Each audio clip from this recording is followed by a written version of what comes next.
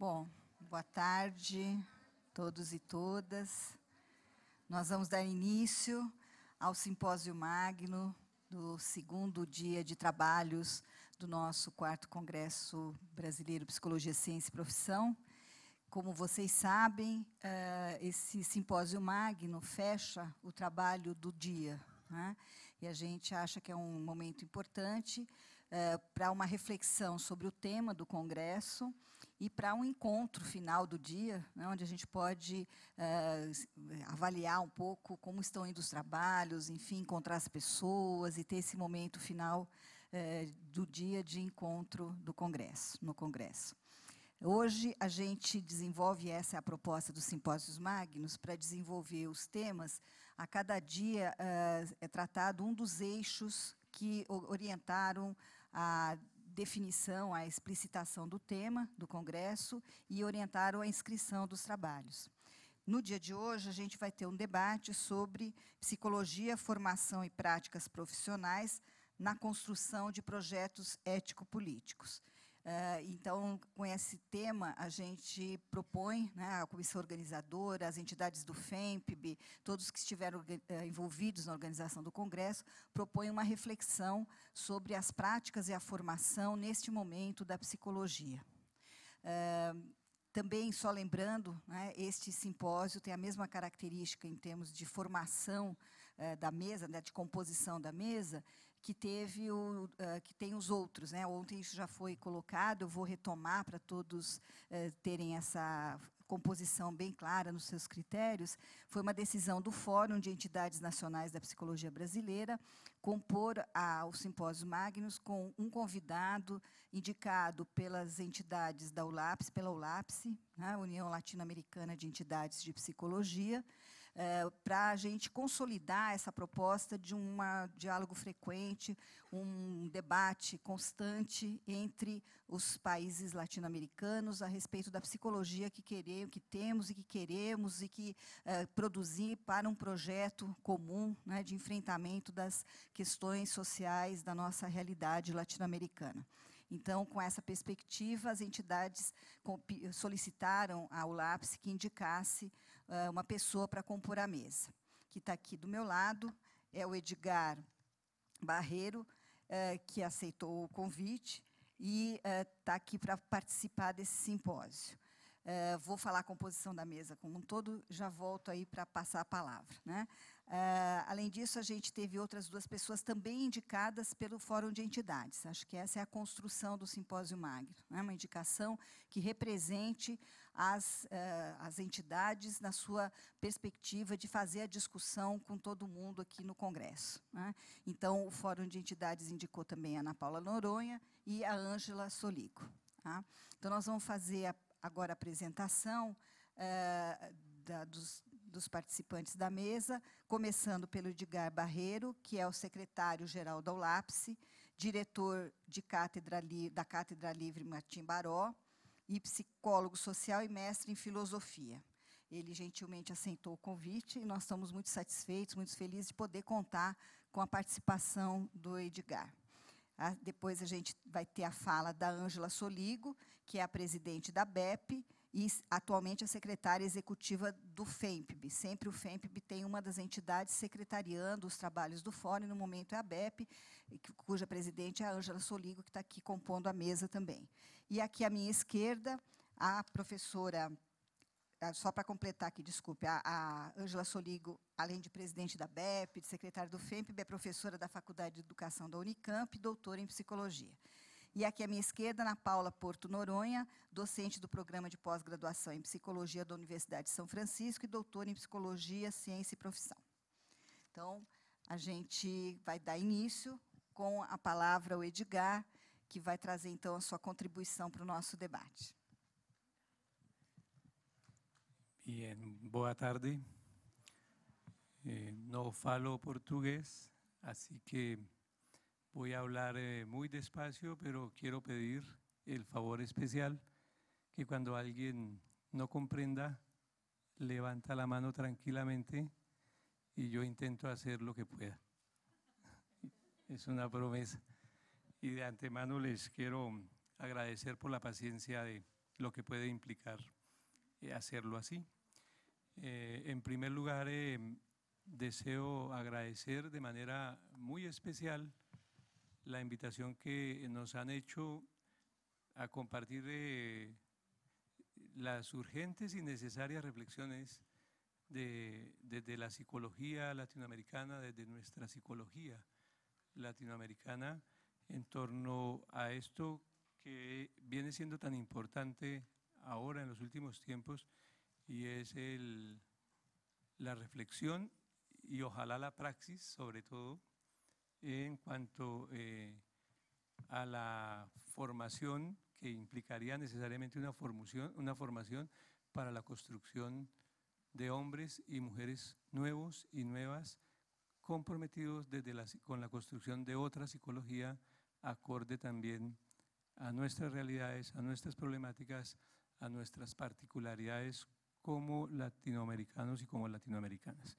Muchas gracias a las compañeras de la mesa por la compañía y muchas gracias a ustedes por estar aquí. Y muchas gracias a los organizadores y organizadoras del Congreso que gracias a ellos y a ellas estamos aquí 13 países que conformamos ULAPSI con 29 trabajos en diálogos latinoamericanos, aprendiendo de ustedes y conociendo también de las particularidades de la psicología en Brasil. Voy a compartir unas reflexiones sobre un poco fundamentalmente de la experiencia que nosotros hemos construido en Colombia con la Organización Autónoma de Psicología Social, que se llama Cátedra Libre Martín Baró, ¿no? Ustedes saben que este mes, justamente, el 16 de noviembre de este mes, se cumplen 25 años del asesinato de Ignacio Martín Baró en El Salvador. Y nosotros en Colombia, un grupo de personas, tomamos su nombre para mantener vivo su ejemplo, su praxis y para ratificar nuestro compromiso con los ideales que Martín Baró propuso antes de ser asesinado. Entonces, lo que compartiré son elementos que hemos ido viendo en nuestra praxis cotidiana también en Colombia con esta organización, que es una organización autónoma que de alguna forma hace resistencia frente a los modelos hegemónicos y dominantes de la psicología. Digamos que esa es nuestra preocupación. Y lo que voy a compartir son algunas tesis, realmente son muchas, tengo más o menos 10 tesis, pero sé que no podemos en 20 minutos, abordaremos una o dos, pero habrá tiempo para seguir conversando sobre el problema de la formación. Y quisiera iniciar con la primera, y es un poco lo que nosotros estamos denominando. La primera es el resultado de la problematización que hemos hecho en cuanto a la forma como la psicología hegemónica, tradicional, dominante, como le queramos llamar, se ha ido deshumanizando en sus procesos investigativos y en el ejercicio mismo de la profesión. Digamos que es un problema muy serio porque es una psicología que se deshumaniza atendiendo orientaciones del modelo económico neoliberal, que hace que el rol cada vez sea un rol muy alejado del dolor, del sufrimiento, de las problemáticas concretas de nuestros pueblos latinoamericanos. Y en esa medida lo que estamos buscando, proponiendo, es que efectivamente la psicología en sus procesos de formación, nuestra psicología en América Latina, y creo que en todo el mundo tendremos que pelear eso, tiene que desarrollar un compromiso más decidido con lo que se conoce como una estética de la existencia humana en términos materiales, psicológicos y espirituales. Ese es un primer elemento de reflexión que implica un decidido compromiso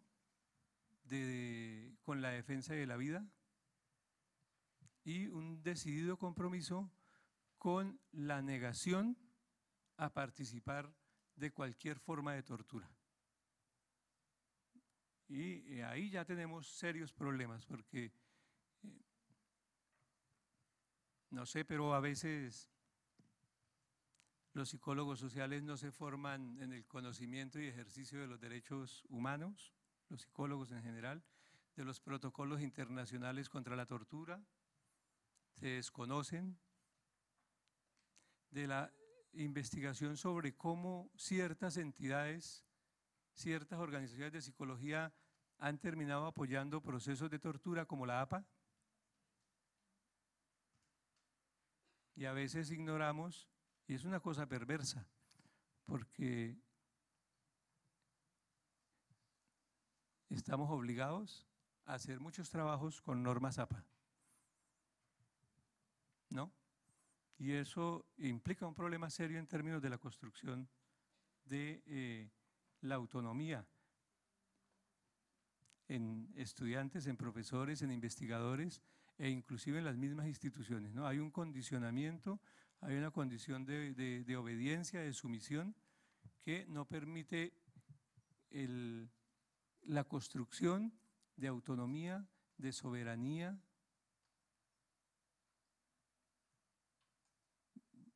de emancipación, de descolonización. Ese es un elemento, una primera tesis que estamos llamando la atención sobre: necesitamos urgentemente hacer una psicología mucho más humanista y humanizada frente a nuestras problemáticas, y una psicología que decida su compromiso con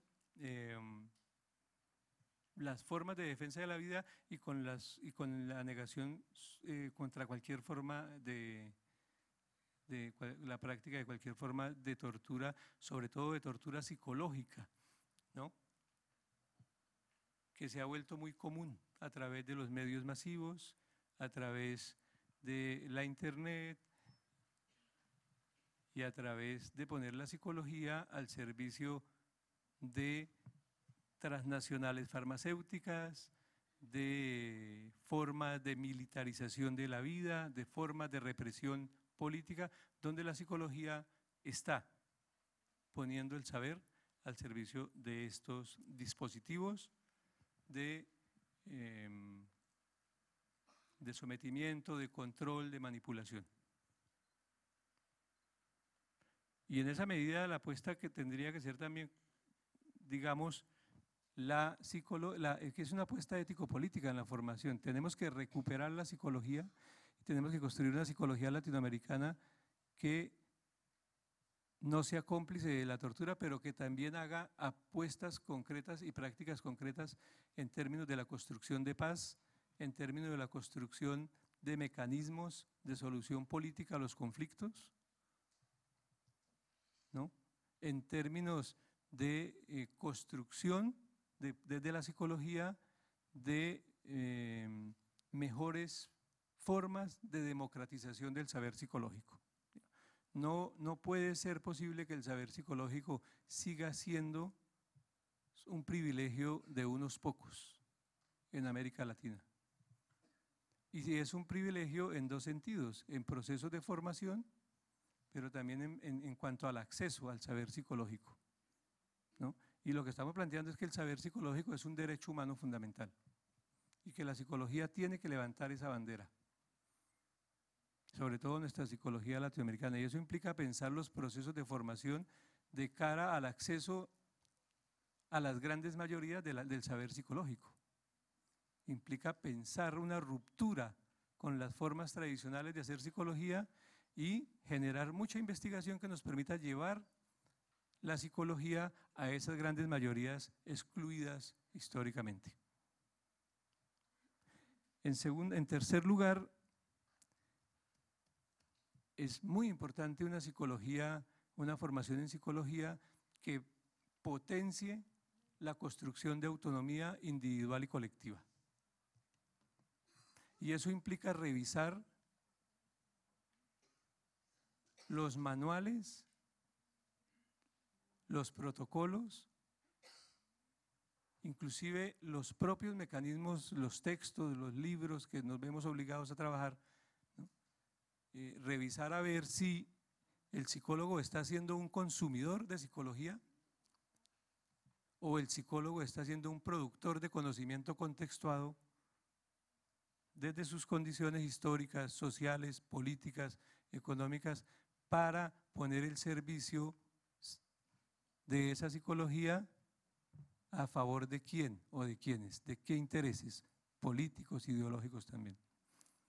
La autonomía tiene que ser una de nuestras grandes batallas y eso implica liberarnos de una tradición que no ha posibilitado la autonomía en América Latina, porque asistimos a una psicología totalmente colonizada desde Europa y desde Norteamérica. Y algo pasó que creemos que nuestros pensadores y nuestras pensadoras de la psicología son menos importantes que los pensadores y las pensadoras de la psicología de Europa y de Norteamérica. Algo todavía sigue pasando que nos hace sentirnos en condición de inferioridad, que no nos permite reconocernos entre nosotros, entre nosotras, que no nos permite saber qué está haciendo la psicología brasilera, qué está haciendo la psicología cubana, qué está haciendo la psicología peruana, la psicología mexicana frente al horror de la guerra ahora, y qué respuestas está dando esa psicología a esos problemas. ¿Cuáles son las respuestas de la psicología frente a la desaparición forzada? ¿Cuáles son las respuestas de la psicología frente a las ejecuciones extrajudiciales, frente a la violencia estatal, frente a la violencia de grupos organizados, de delincuencia? No es posible la construcción de autonomía y en la perspectiva de no ir dando pasos, de liberar a la psicología de esa condición de sumisión y de obediencia ciega. Es muy importante que en América Latina tengamos nuestros propios manuales de formación y de publicación desde nuestras realidades. Y es increíble que nosotros todavía sigamos hablando de construcción de la psicología latinoamericana y no hayamos sido capaces siquiera de liberarnos de las normas APA como una condición de producción de autonomía de nuestra psicología. Un elemento problemático, pero que tendremos que asumir algún día. Es muy urgente que construyamos nuestras propias manuales de diagnóstico psicosocioantropológico de nuestra salud y de nuestra enfermedad psicológica. Y no seguir dependiendo de un modelo que todos sabemos que es perverso porque está unido a la industria farmacéutica, como es el DSM, que hace diagnósticos totalmente descontextualizados de nuestras realidades.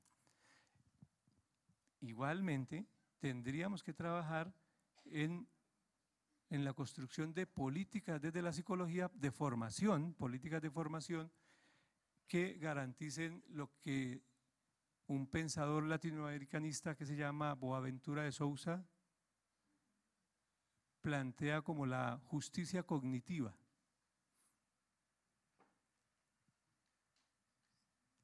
Es un concepto potente en términos de la formación como obedece a unos intereses también de mercado, termina negándole al estudiante y al profesor y al investigador unas dimensiones y solo potencia unas que le resultan favorables. Y la justicia cognitiva es que todos y todas tenemos derecho a saber qué pasa, a la verdad, y no al ocultamiento de la realidad, de la verdad, no a la mentira, como forma de resolver situaciones de la vida cotidiana.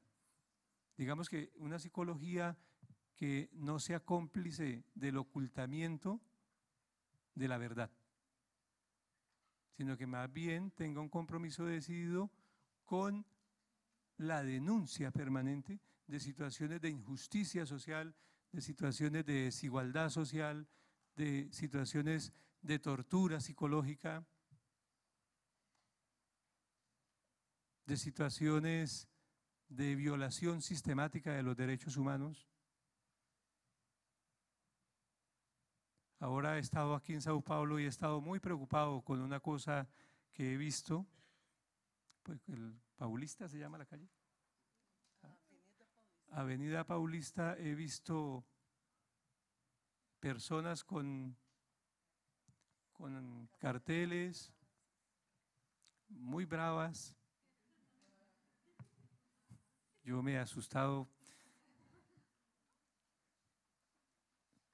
Prácticamente convocando a la violencia.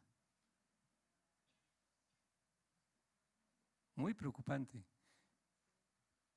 Y la psicología de la formación del psicólogo no puede mirar para otro lado frente a la violencia. Tiene que mirar a los ojos a la violencia y tiene que decidir qué hacer con la violencia. Tiene que hacerse cargo de la violencia. Porque si uno mira para otro lado se vuelve cómplice del dolor que genera la violencia, del sufrimiento que genera la violencia. O quizás una psicología comprometida en su formación de esta forma podría evitar que se generen situaciones masivas de violencia o estructurales de violencia. Y lo digo desde la experiencia de ser colombiano, donde llevamos 60 años en guerra. 60 años en guerra. Tenemos en Colombia 90.000 personas desaparecidas. En este momento tenemos 7 millones de personas desplazadas forzosamente de sus territorios. Tenemos formas de tortura psicológica impresionantes y la psicología sigue mirando para otro lado. Y cuando uno mira para otro lado es como cuando uno cambia el canal de televisión y cree que cambiando el canal de televisión resolvió el problema.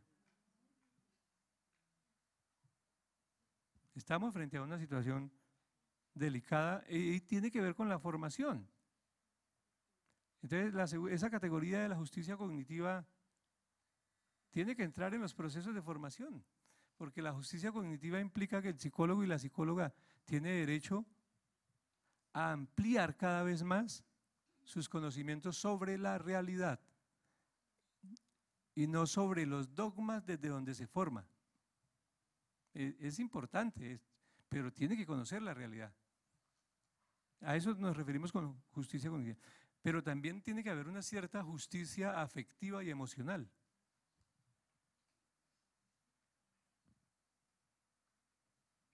Y últimamente estamos planteando que tiene que haber justicia relacional en términos del derecho que tenemos los pueblos latinoamericanos y la psicología latinoamericana a integrarse, a unirse, a fortalecerse como una psicología potente y como una promesa para la humanidad.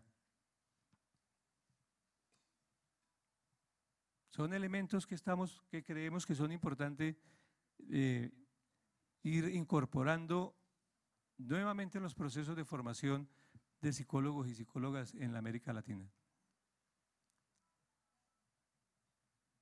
Y como les digo, eso implica ir liberando a la psicología de unas prácticas que también son perversas, porque unas prácticas que han puesto la psicología al servicio de la dominación, del sometimiento, del control, de la manipulación a gran escala. ¿Cómo estaré de tiempo?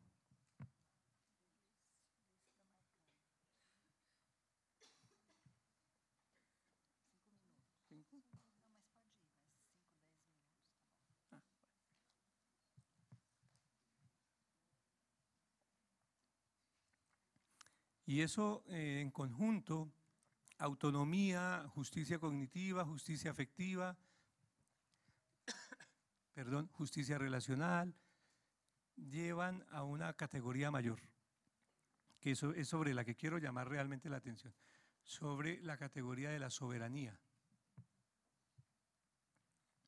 La construcción de soberanía en nuestros procesos de formación.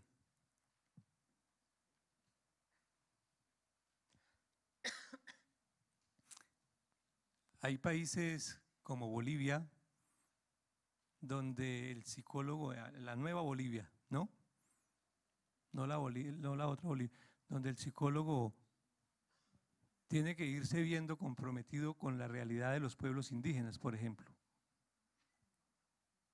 Ayer decían que no habláramos de pueblos indígenas, que habláramos de pueblos originarios, también podemos llamarle así. Pero la soberanía es un derecho inalienable.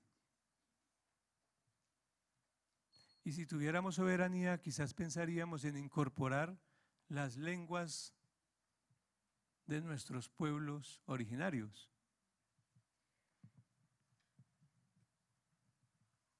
Y no obligar al aprendizaje de otras lenguas que son importantes, pero sin negar nuestros pueblos originarios.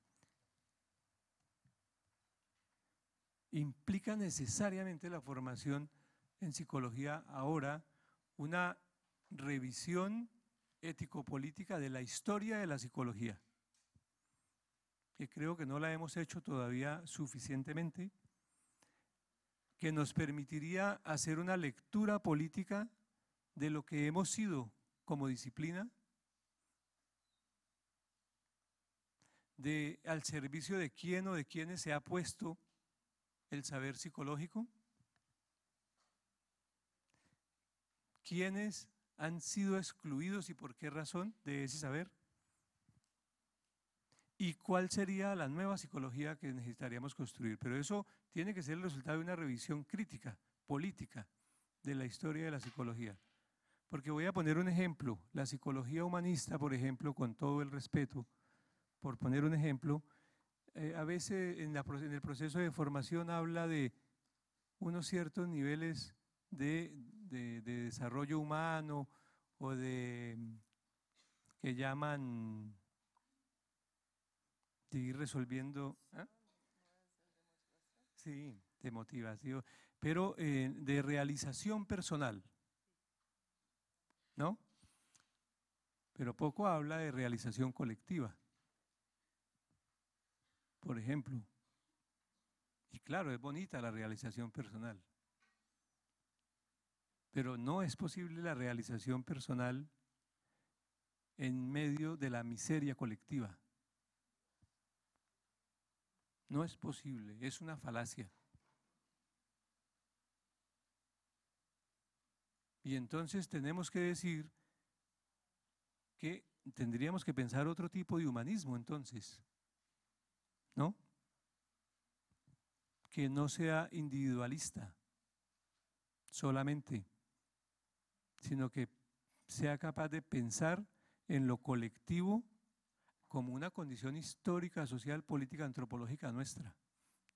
Porque nuestra espiritualidad no era la espiritualidad individualista. Nuestra espiritualidad era una espiritualidad colectiva y fue negada y fuimos sometidos a otras cosas. Y la psicología tiene que pensar esa revisión histórico-política para ver cómo vamos cambiando el rumbo de la forma como formamos. Porque puede ser que estemos hablando de descolonización, pero que en la práctica sí lo que estamos haciendo es facilitar la colonización. En esas prácticas cotidianas. Cuando obligamos a un estudiante a citar normas APA, le estamos negando el derecho a la autonomía, a la soberanía de citar de la forma que él quiera hacerlo, porque puede hacerlo. ¿Por qué no? Le quita rigor, lo vuelve menos científico, por poner ejemplos.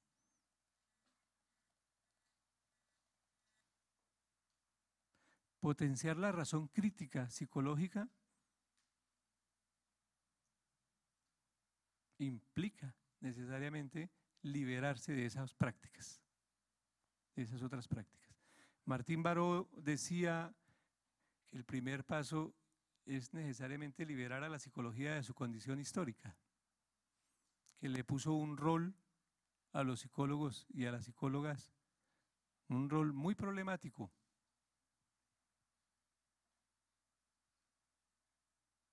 Y cuando demos esos pasos, empezaremos a construir la otra psicología, la psicología necesaria para nuestros pueblos latinoamericanos.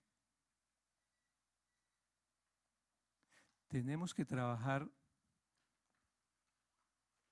y esto es muy importante, en la materialización de estrategias latinoamericanas,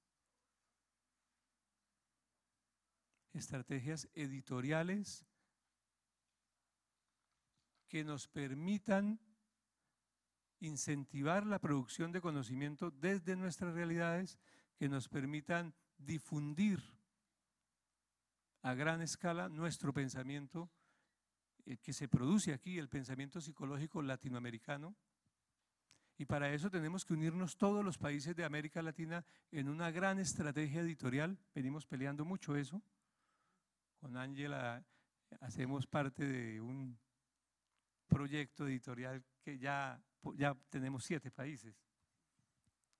Pero tenemos que hacer, la estrategia editorial tiene que ser una de nuestras prioridades. Porque si no escribimos, si no publicamos, si no socializamos, vamos a seguir leyendo lo que producen en Norteamérica, lo que producen en Europa, que puede ser bueno en sus contextos, seguramente, pero implica un ejercicio de negación de lo que nosotros somos. Y eso implica pensar en estrategias fuertes, regionales, de carácter editorial, que faciliten lo que estamos llamando como la justicia cognitiva. Necesitamos investigadores e investigadoras que publiquen de libre acceso, que no se guarden el conocimiento. Necesitamos bibliotecas virtuales de libre acceso, que en lugar de guardar el conocimiento lo socialice como un derecho humano fundamental, el conocimiento desde la psicología.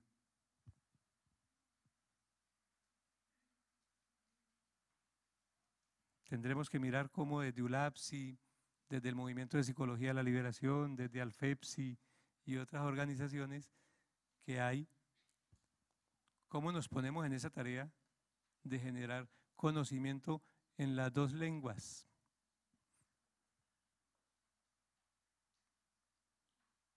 Porque seguimos siendo separados por cosas sutiles. Y finalmente, es muy importante que hagamos una reflexión, que sigamos en esta reflexión, porque no es que no se haya hecho, que sigamos en la reflexión sobre cuáles pueden ser los fines, nuestros fines, nuestros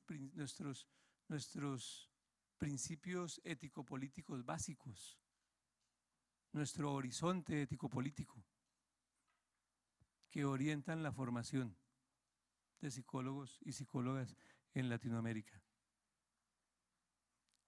Y mínimo tendríamos que incluir, como mínimo, 5 grandes principios ético-políticos en el proceso de formación de la psicología. La defensa de la vida en condiciones de dignidad, la defensa de los territorios, de nuestros territorios, que no es algo menor frente al poder impresionante de las grandes industrias transnacionales que van arrasando, y la psicología no puede quedarse callada frente a eso. Necesitamos psicólogos que estén formados leyendo esas realidades, pero también movilizándose frente a esas realidades, organizándose frente a esas realidades. La defensa de la palabra Porque pareciera que cuando un latinoamericano habla, como que su palabra no fuera importante, no tuviera valor, no tuviera potencia frente a otras. Y la palabra, recuerden ustedes, que históricamente ha jugado un papel fundamental en la construcción de procesos colectivos, en la construcción de procesos de organización y movilización social. La defensa de nuestro pensamiento. No somos inferiores.